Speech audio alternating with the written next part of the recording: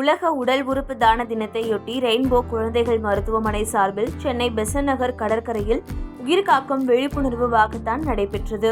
இதில் எண்ணற்ற இளம் உயிர்களை காப்பாற்றும் ஆற்றலை கொண்ட குழந்தைகளுக்கான உறுப்பு தானத்திற்கு ஆதரவாக நடந்த இந்த வாக்கத்தானில் பெரியவர்கள், குழந்தைகள் மற்றும் மருத்துவ வல்லுநர்கள் என ஏராளமான பேர் கலந்து கொண்டனர். இந்த வாக்கத்தானை பிரபல நடிகையும் இந்நிகழ்ச்சியின் சிறப்பு விருந்தினருமான தேவயானி கொடியசைத்து துவக்கி வைத்தார்.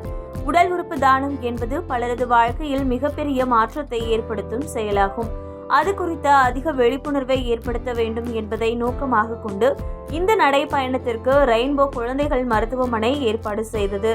இது குறித்து ரெயின்போ குழந்தைகள் மருத்துவமனையின் கல்லீரல் மாற்று அறுவை சிகிச்சை மற்றும் குழந்தைகளுக்கான மருத்துவ ஆலோசகர் டாக்டர் சோமசேகர் கூறுகையில், இன்று நாம் அனைவரும் ஒன்று கூடி உறுப்பு தானம் என்பது ஒரு முக்கியமான உயிர்காக்கும் செயல் என்பதை வலியுறுத்துகிறோம். குறிப்பாக அவசர மற்றும் சிக்கலான மருத்துவ சவால்களை எதிர்கொள்ளும் குழந்தைகளுக்கு இது மிகவும் முக்கியமானது. இந்த நடைப்பயணம் உடல் உறுப்பு தான விழிப்புணர்வை ஏற்படுத்தவும் அதிகமான மக்களை நன்கொடையாளர்களாக மாறவும் ஊக்குவிக்கும் என்று நாங்கள் நம்புகிறோம் என தெரிவித்தார்.